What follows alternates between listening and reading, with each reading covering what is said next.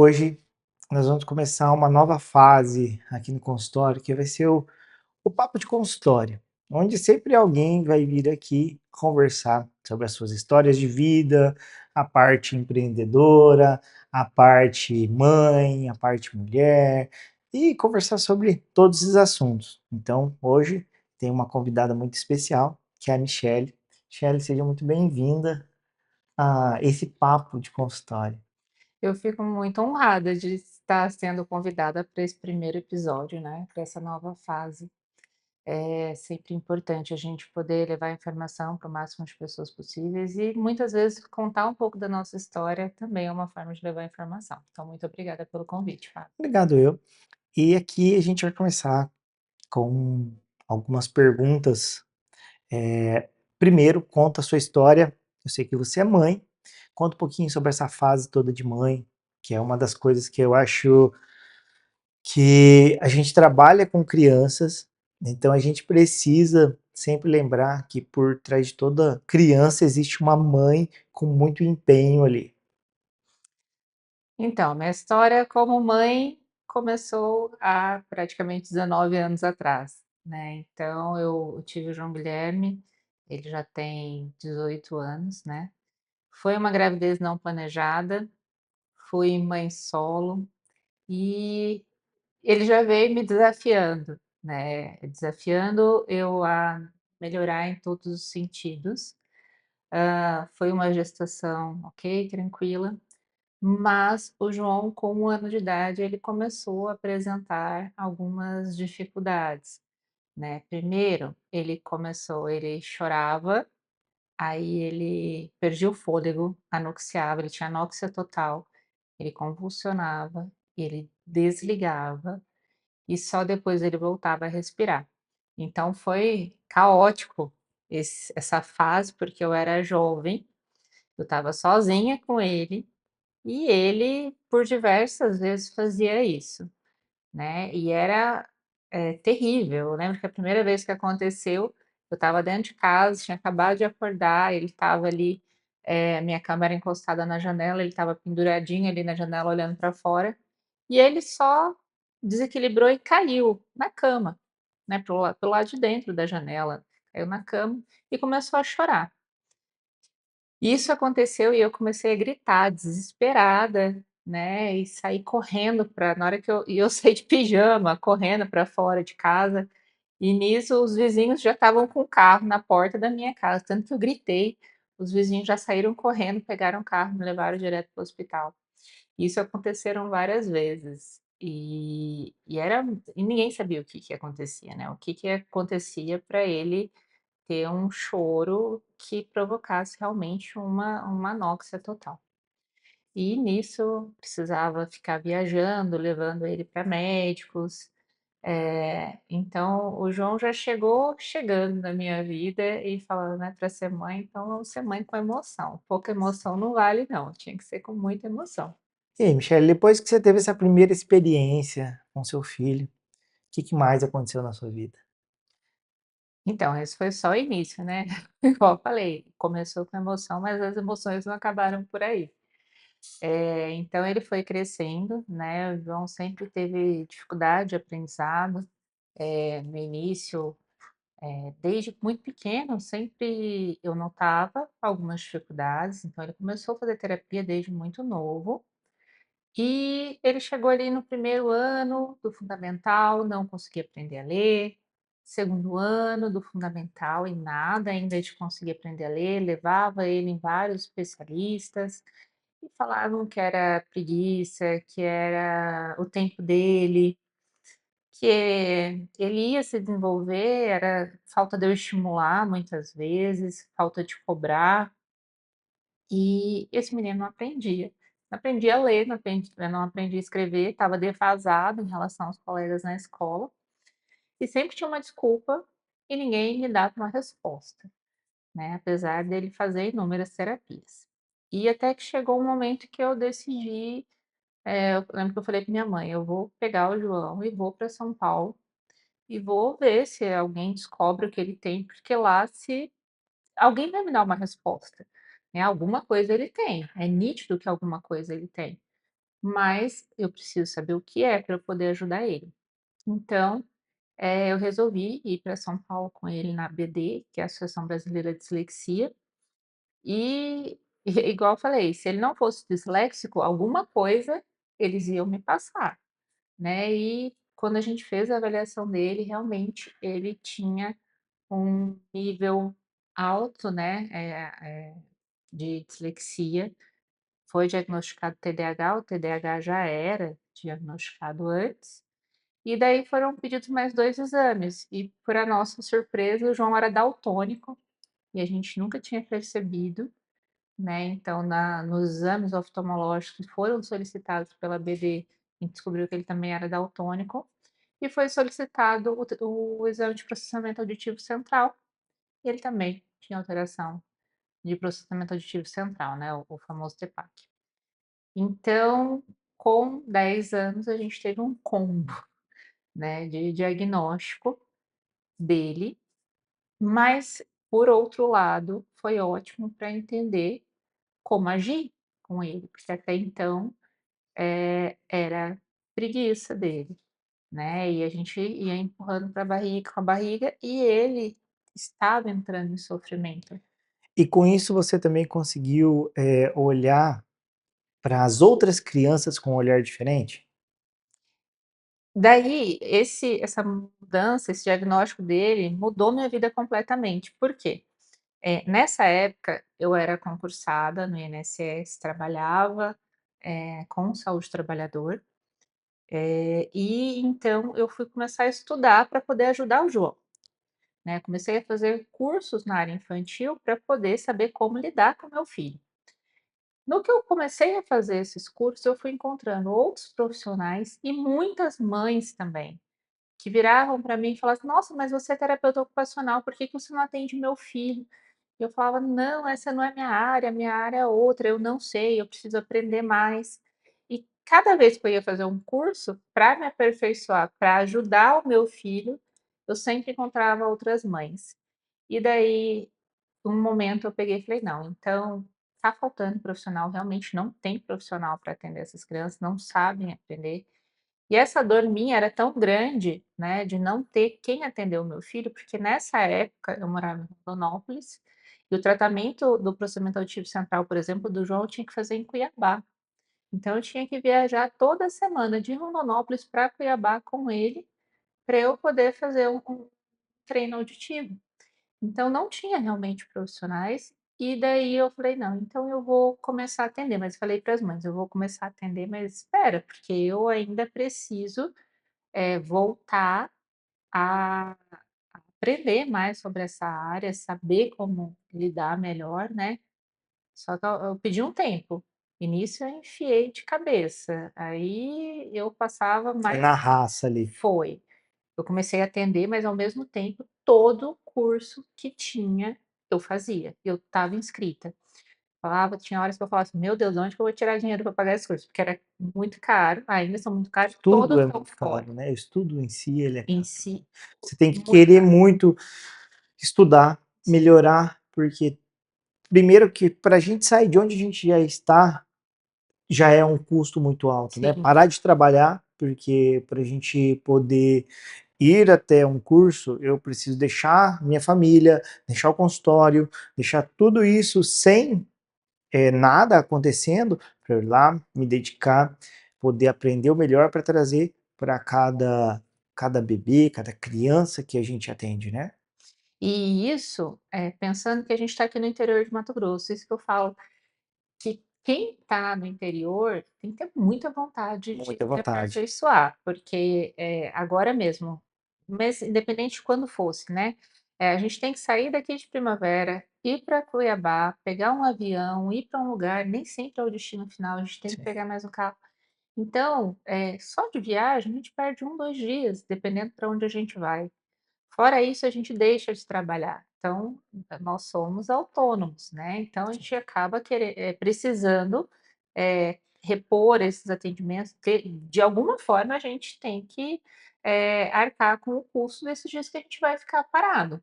E fora isso, tem a família, né, então naquela época eu ia estudar fora, mas ao mesmo tempo eu deixava o meu filho ali sozinho. sim, Sozinho não, né, com a minha mãe, que me deu todo o apoio possível sim. para poder fazer tudo isso. Então, o diagnóstico do João, ele veio para transformar a minha vida e a vida dele, e de muitas outras crianças que daí foram impactadas através do diagnóstico dele. Ver como que a história é interessante, porque a partir de uma questão sua, você pôde ajudar muito mais crianças, né? Pôde trazer tudo isso para a gente ter numa sociedade que nem todo mundo vai saber o que é um terapeuta ocupacional, nem todo mundo sabe que existe e nem o que faz, né? E descobrir ainda mais que tem uma área específica para você trabalhar, isso é uma coisa muito de um valor muito grande para a sociedade. Com certeza. Mas uma observação, eu nunca atendi o João, Nunca atendeu não. nunca. A gente nunca consegui, eu desenvolver o que eu aprendi a aplicar com ele. E é uma coisa que eu falo para todas as mães: mãe precisa ser mãe. É óbvio que a gente tem que ter um olhar para a gente saber estimular a nossa criança. A gente tem que ter um olhar onde a gente possa facilitar as coisas, desenvolver o filho, mas nunca agir como terapeuta do seu filho, porque terapeuta, ele tem ali a obrigação de fazer a criança atingir um determinado objetivo. Mãe não, mãe tem muitos objetivos para fazer ele atingir. Não se restringe apenas àquela estimulação. Mãe precisa dar amor, mãe precisa dar afeto, tem que ser colo, mãe tem que ser segurança, mãe tem que ser limite, né. Então, a mãe, ela precisa sim estimular seu filho, ela precisa aprender, ela precisa ir atrás. Mas ela não pode nunca deixar de ocupar o seu papel de mãe para ocupar o papel de terapeuta. E eu vi que isso não dava certo com o João. Não dava certo eu tentar ser a terapeuta dele. Nunca deu certo. Porque acabava criando ruídos no nosso afeto, inclusive, né? Nessa cobrança que eu tentava fazer com ele. Então chegou um momento que eu atendi os outros e ele, outros colegas atendiam. E nisso gerou até um desconforto, porque uma hora ele virou para mim e falou assim, em um determinado momento ali nos 11 anos dele de idade, falou: "Mãe, quanto custa, a sua hora de atendimento?". Aí eu já vi assim, eu falei assim: "Nossa, o que que esse guri vai me pedir, né, porque ele vai pedir dinheiro, certeza". Eu falei: "Pra que que você quer saber, João?". Ele: "Não, pra eu conseguir juntar esse dinheiro para pagar uma hora de sessão com você".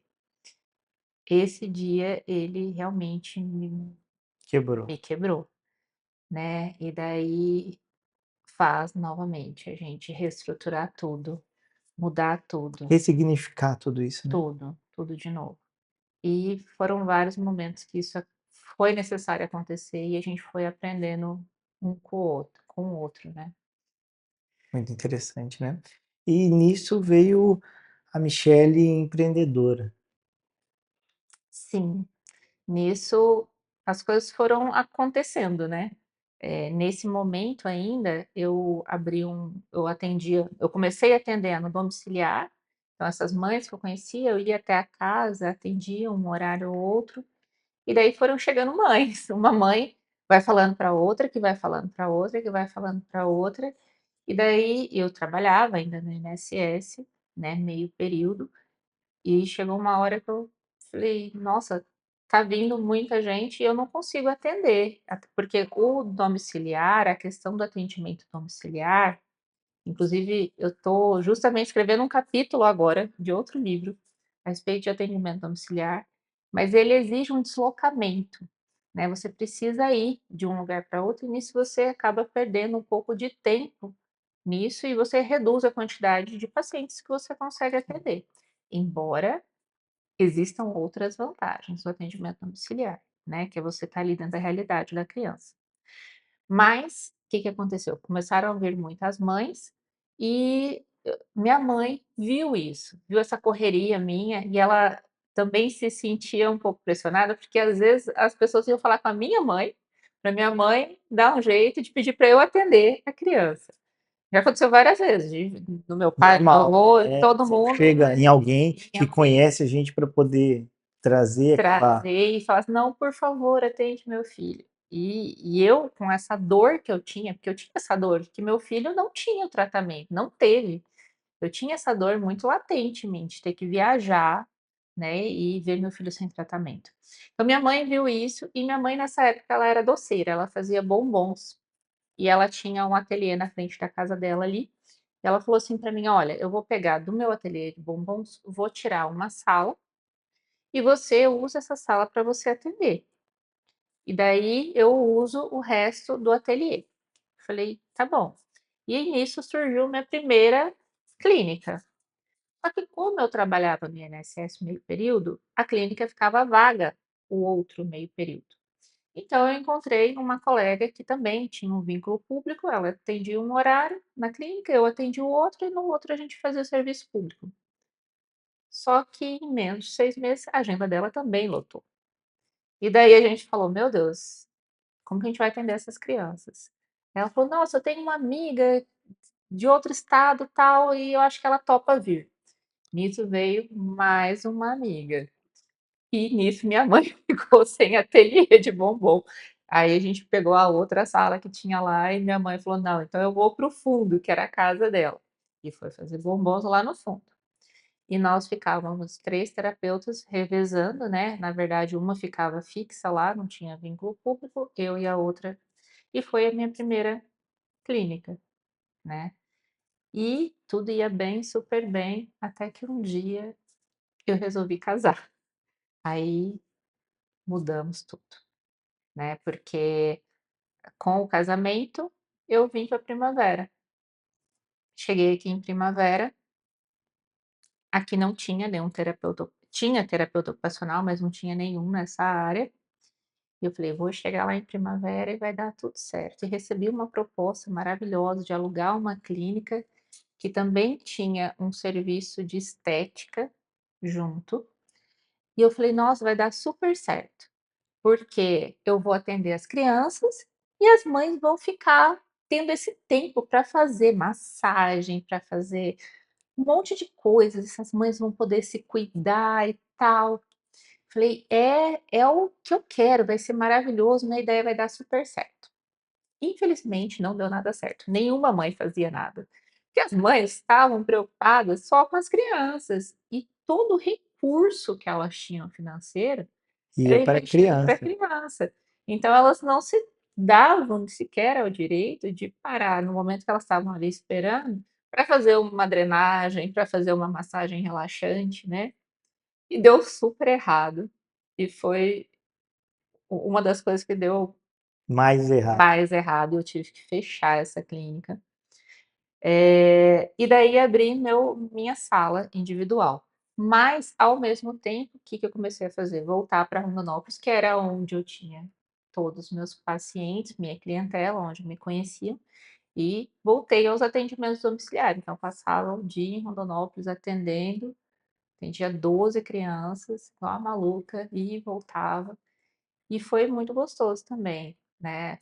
Eu falo que o atendimento domiciliar, ele é mais cansativo para nós terapeutas, mas ao mesmo tempo ele dá um resultado muito bacana.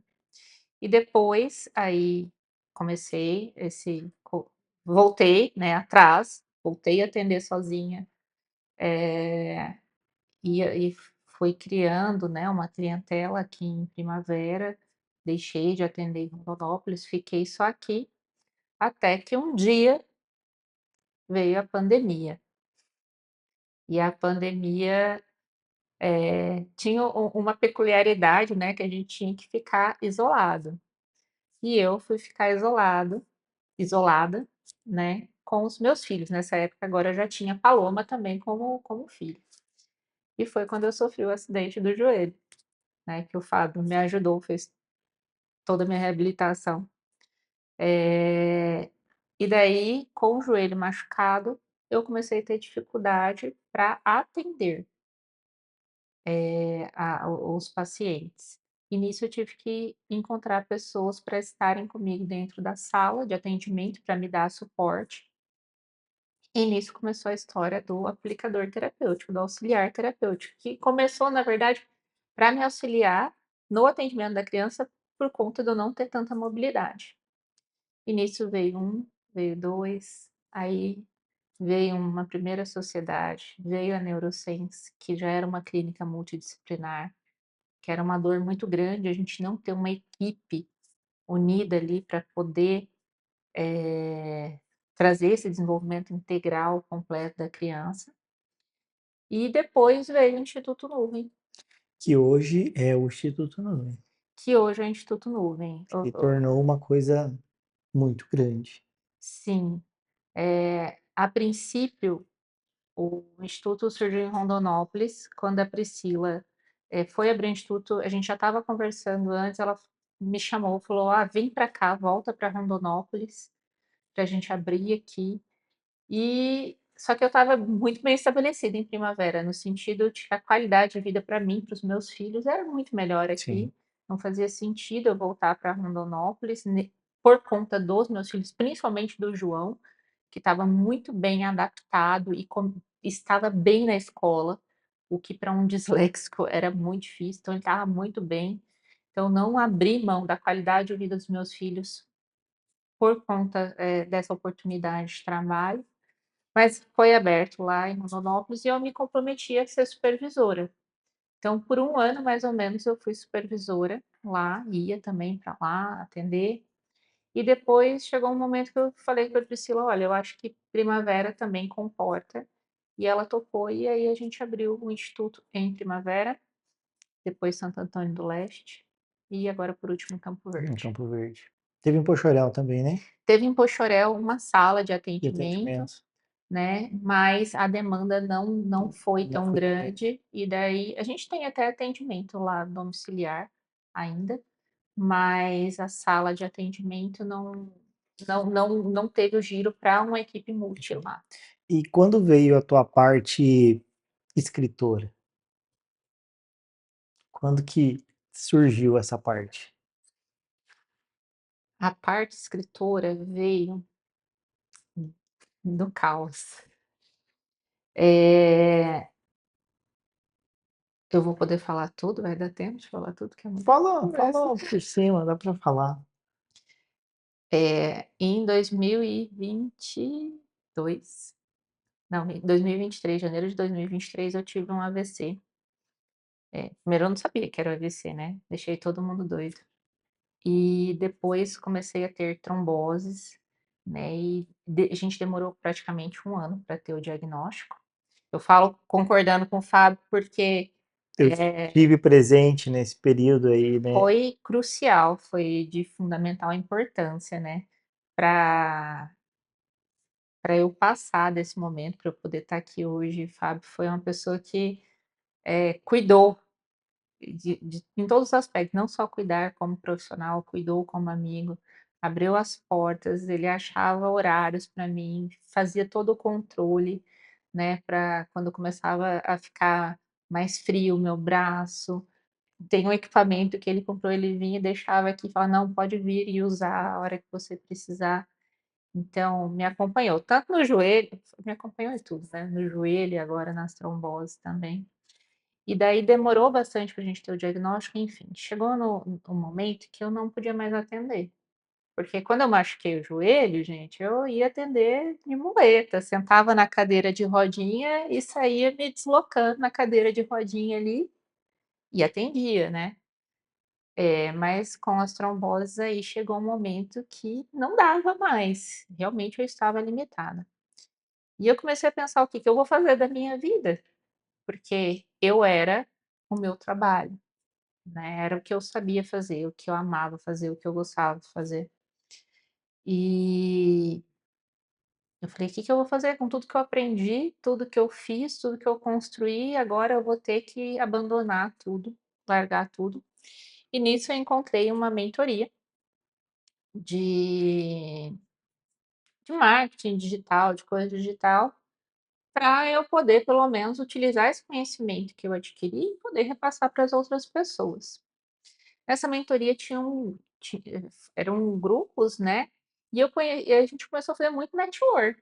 conhecer pessoas do Brasil inteiro, pessoas com os mesmos pensamentos, com a mesma vibe, né, e nisso conheci a Glauce, que é a pegar até aqui o livro, que é a coordenadora do livro, Além do Autismo. E a Glauce, ela me convidou a escrever um capítulo deste livro, e foi super gostoso, né, foi uma coisa diferente, eu nunca tinha colocado no papel, né, as experiências, e daí depois que você faz a primeira vez, você pega gosto de fazer a coisa, né. E o livro foi um sucesso, o Além do Autismo esgotou, né, e agora ele é um best-seller, né, então tá na segunda edição, agora a próxima capinha dele, esse daqui é da primeira Da edição, primeira edição. já não, Esse já esgotou. esse já esgotou. Não sai mais tiragem desse livro. Não sa Desse daqui não, agora o outro vem com selinho best-seller, Ah, entendi. né, Que legal. muda a capa, o conteúdo é o mesmo, mas esse daqui, a primeira edição, quem tem, quem não tem, ficou sem, porque esse é o primeirinho. E o Fábio Muito obrigado. Olha ganhou só que legal. também, super merece. Essa parte do autismo é uma questão que nós, como profissionais que trabalhamos com eu trabalho com bebê, mas eu não deixo de acompanhar a vida desses bebês que passaram por aqui, e quando a gente descobre que algum deles apresentaram, né, a gente começa a entender um pouco mais de como é a vivência das mães, a vivência da família. A gente tem amigos em comuns que têm filhos. Descobrimos também que até pessoas já adultas nem sabiam que tinham e tinham. E dentro de tudo isso, até a gente conversa muito, eu e a Michelle, sobre essa parte, que nós também temos situações que nem sabemos, talvez, explicar o certo, é o que nós mesmos temos, né? Que nós mesmos temos. É, e a gente até brinca, a gente sofre um bullyingzinho da Carol, né? A Carol fala que a gente começa a conversar E e troca de assunto, mas é uma questão que é muito comum e muito mais do que a gente imagina. E sofre-se e não sabe o porquê. E antigamente, no nosso tempo de escola, era chamado de burro. sim, Ou sofria, nem sabe, não existia ainda bullying, mas assim, sofria por ser existia muito o atrasado. bullying, mas não tinha o nome de bullying. Exato. E nós sofremos algumas questões que nem sabíamos que poderia ser trabalhada, né? Sim, Da nossa família também não tinha nem condições financeiras, muitos não tinham conhecimento disso, e isso impacta muito.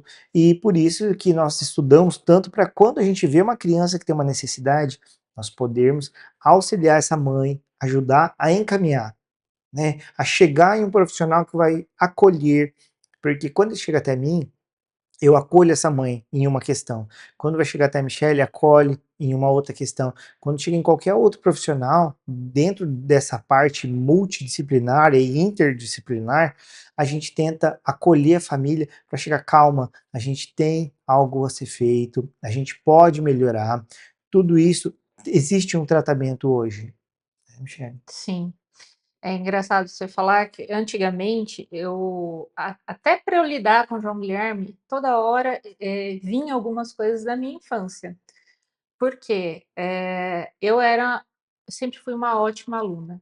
Eu aprendi a ler e escrever com 4 anos, tanto é que eu me formei no segundo ensino médio com 16, mas com 15 anos eu já tinha passado no vestibular.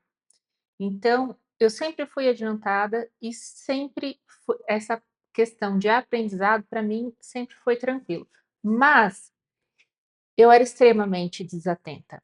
Então eu lembro dos professores virar para minha mãe e falar assim: "Nossa, a Michelle é uma boa aluna, mas ela é perdida, coitada, não pode passar uma mosca que a Michelle para e vai olhar para essa mosca".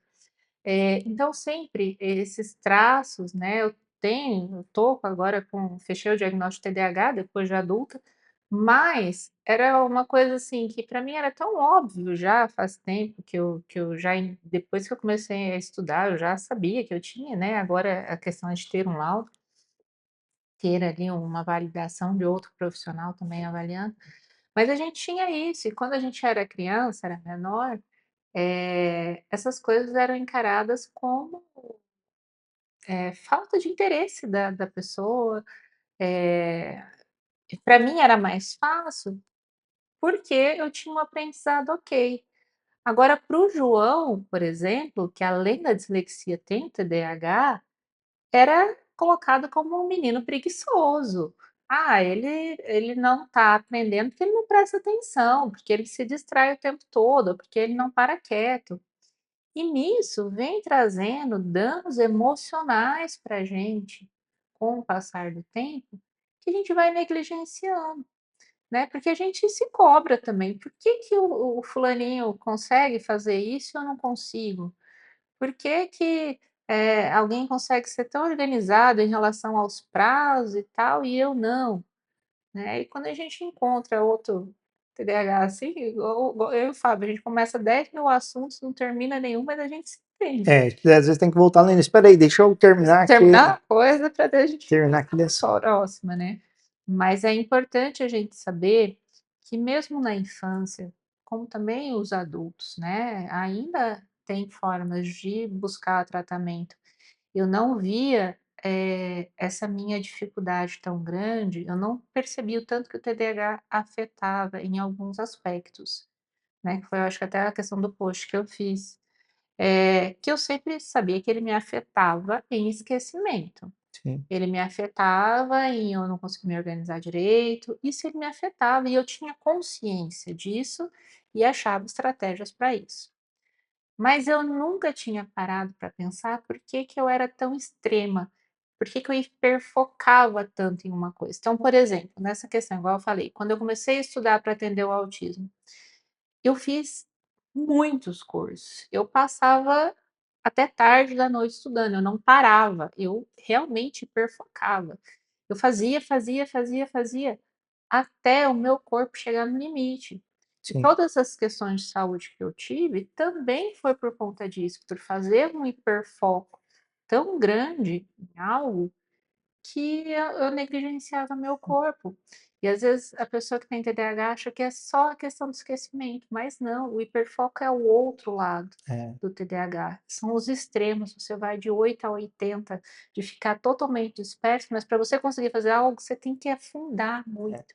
Eu vejo que hoje eu saí de casa, eu conferi os bolsos e eu esqueci o celular.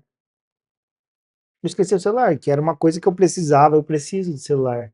Eh, Daí tu vai pensar assim: "Ah, mas você precisa para quê?". Eu preciso porque primeiro que a gente ia gravar, né, e segundo que eu preciso falar com o paciente, e eu cheguei aqui que eu fui me dar conta do celular. Porque você cria hábitos dele estar sempre no mesmo lugar. O que aconteceu? Hoje eu mudei de lugar onde ele estava, então aquilo quebra toda a função. Sim, Por isso que você cria estratégias para sempre fazer a mesma coisa repetida, sempre estar junto com aquela, se eu vou levar o livro, eu levo todos os dias para não ter o perigo de, pô, eu tenho que fazer o checklist, né, do livro, é uma estratégia, passar por aquele caminho, porque você sabe, né, naquele horário. O horário, sempre tá naquele horário, para mim é complexo aquela situação, porque todo mundo fala: "Fábio, pô, você não precisa se cobrar tanto em questão do horário", mas se eu não estou naquele horário, eu estou mal, eu me sinto mal, me sinto, alguma coisa tira do meu eixo, se sente perdido, perdido. né, porque sai da rotina. É a mesma coisa assim: "Ah, eu tenho os compromissos certos cada dia da semana". Se muda algum compromisso meu, você pode ter certeza que eu vou errar, eu vou esquecer, né. Então, isso vai gerando na gente, gera nos outros. Eu vejo que gera nos meus filhos, o post que eu fiz ontem foi até da Paloma, porque eu vou levar ela para a escola e, gente, quantas vezes eu cheguei na porta da clínica, olhei para trás e falei: "Paloma, você está aqui, minha filha?". Ela falou: "Tô, mamãe". Falei: "Mas por que que você não fala comigo para você me lembrar que você está aqui dentro?". E daí agora ela já vai A falando. estratégia dessa é a estratégia dela é essa agora, É conversar com essa, você. ela conversar comigo para não esquecer que ela está dentro do carro. Quantas vezes eu esqueci ela nos lugares, esqueci de buscar, e a gente acaba passando por a gente se sente mal. Eu me sinto muito mal quando eu esqueço minha filha, eu falo: "Meu Deus, como que uma pessoa esquece a filha?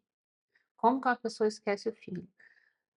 já esqueci de pagar contas importantes que gerou juros, que eu tive prejuízos, esqueci de fazer inscrição em alguma coisa.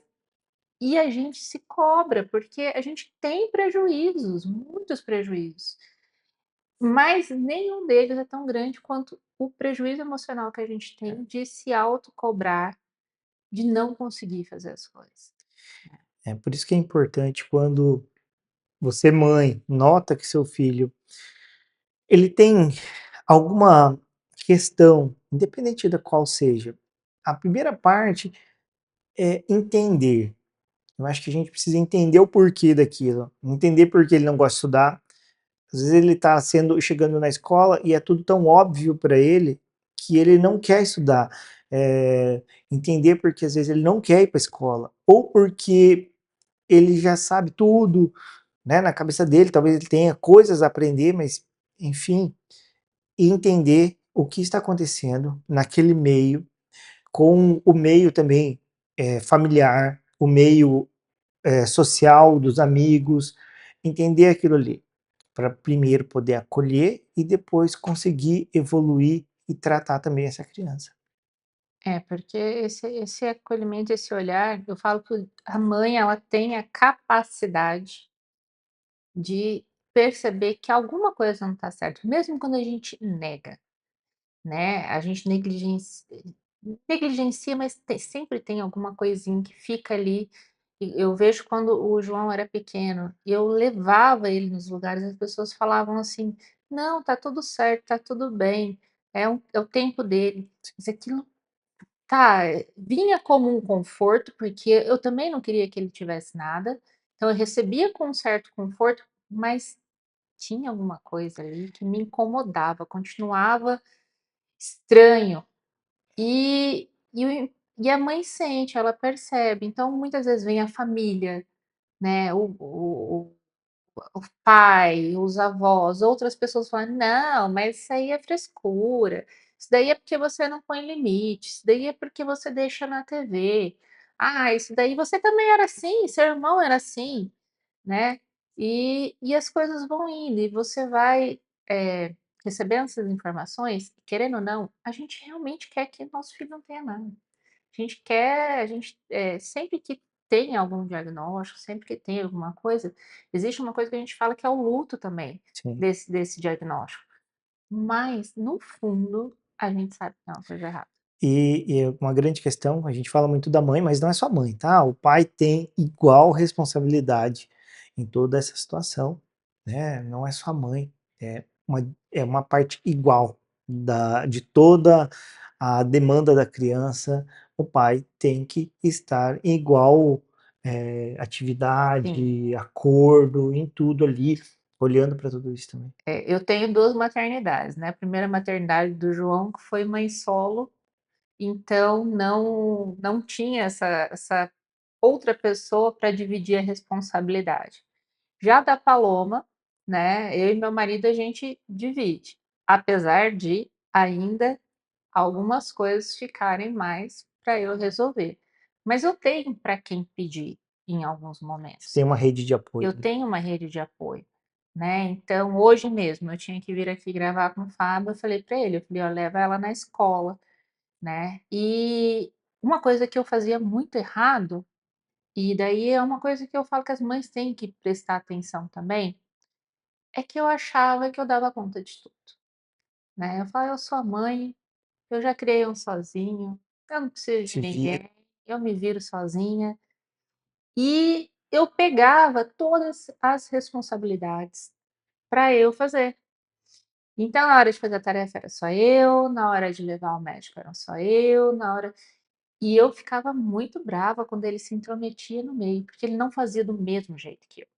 Então, é engraçado, porque esses 2 últimos finais de semana eu viajei para congresso, e sempre eu viajo normalmente na quinta, o congresso é sábado e domingo, normalmente, aí eu viajo quinta para poder ir, chegar, enfim.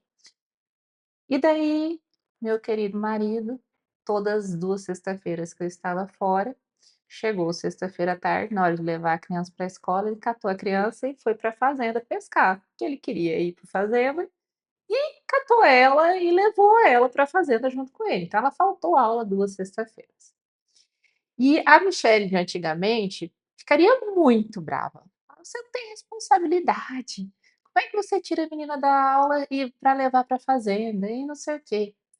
Mas eu parei para pensar que é a forma dele cuidar. É a forma que ele encontrou de estar próximo dela, porque estão só os 2 ali, estão fazendo uma coisa que ali ele domina, sim. né, que é aquele Que ele pode ambiente que ele mostrar, gosta. né, como funciona a vida dele também para ela. Isso, né, então, a gente também enquanto mãe, saber entender que ninguém vai cuidar, vai tratar, vai ter as mesmas ações que a gente, também nos permite dar a possibilidade que o pai desabroche. Porque às vezes a gente quer fazer tudo sozinha, e a gente não dá o espaço para o pai ser pai. Né, a gente não exige desse pai a presença, a gente não exige dele a responsabilidade, porque muitos realmente não querem, mas precisam e tem que ter alguém ali para colocar, falar: "Ó, isso aqui é obrigação sua. Sua obrigação não é só sustentar", alguns nem sustentam, Sim, mas sua obrigação não é só essa, você também tem a obrigação de ir e, por exemplo, as últimas vezes eu não fui buscar o boletim dela na escola, quem foi ele. Reunião de escola, eu parei de ir sozinha, eu só vou se você for. Por quê? Eu não tô sozinha nessa, eu tenho que dividir, até porque na hora que der alguma coisa errada, vai dar errada para nós 2 temos igual responsabilidade, né, então exatamente. a mãe também tem que deixar o pai ser pai. Exato, muito bom. Eu tô esperando o Fábio ser pai. Se Deus quiser, isso vai acontecer. Porque A eu gente falo pode que ele vai ser um vivenciar. pai maravilhoso, porque ele fica com esses bebês, eu fico vendo o Fábio com os bebês, e foi um processo, né, Processo. Fábio, você com os bebês, porque no começo a gente conversava e você falava assim: "Nossa, eu com criança não sei se eu dou conta, eu não s a criança vai chorar, e isso e aquilo". E eu fui acompanhando esse processo seu também Sim. com o atendimento de bebês, e hoje na hora que eu vejo seus vídeos atendendo, eu falo: "Meu Deus, que coisa, que" Que ligação, né? Porque já foi muito difícil. sim, E eu me conectei ainda mais quando eu vi as minhas dificuldades por questões que hoje eu trato e eu posso evitar nos bebês do futuro. Quando eu entendi que com a minha mão, com as minhas mãos, com o meu toque, eu conseguia transformar a vida, de um bebê lá no futuro, é como se eu pegasse De Volta para o Futuro, né. Então, assim, eu vou lá na frente, vejo o que pode acontecer, eu volto e falo só que com outra criança e falo assim: "Mãe, a gente precisa tratar isso para que isso não aconteça". E isso me ajudou muito. Então, assim, fora isso, eu aprendi a lidar com a criança e a lidar com algumas questões minhas, que não é do jeito que eu quero. Porque quando eu trato o bebê, é do jeito que ele deixa acontecer, do jeito que ele deixa. E tudo isso é uma transformação, é um passo a passo, é um desenvolvimento, é estudo, porque você tem que ter técnica para poder usar a técnica na hora certa, desenvolver aquilo e ajudar, a forma que você lida com as mães, com os pais, ter hora que você vai ter que falar: "Mãe, é o que ele precisa, não o que você quer deixar, é o tempo que você tem, é assim que vai funcionar, se você quiser evoluir". E tem horas que a gente tem que falar: "Mãe, você tá certa, você é uma ótima mãe, se você não consegue todo esse tempo, você faz a metade, se não der", mas de todas as formas são muito válidas. E quando a gente chega no final de tudo, a gente viu que tudo valeu a pena. Todo aquele esforço desde lá do início da faculdade, no início da formação da osteopatia, nos cursos que a gente vai, esse ano tem curso, o ano que vem tem curso, já todos ali, nós vamos deixar nossas famílias para ir, a gente deixa coisas muito importantes para a gente aprender mais coisas, para trazer mais coisas, para ajudar mais pessoas, porque nós podemos, fazer tudo sozinho, só que a gente vai demorar muito tempo para conseguir o resultado. sim, E com pessoas a gente consegue chegar mais longe e mais rápido com o auxílio. Por isso que, a gente recebe essa capacitação, talvez divina, para cada um ter a sua a sua arte sim, e desenvolver. Mas você precisa também ter o estudo, ter a consciência e ter paciência e perseverança para chegar onde está, porque no início é muito difícil. sim.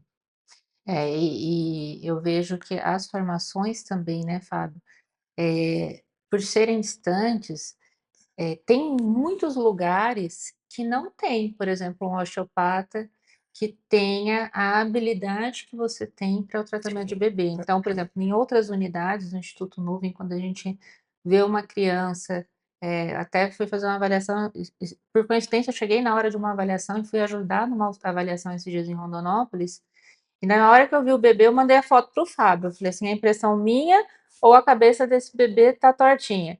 Aí ele falou: "Não, tá sim". Eu falei: "Tá, mas para quem que eu encaminho aqui?" Porque, não tem também tantos não profissionais tem, nessa não área. tem.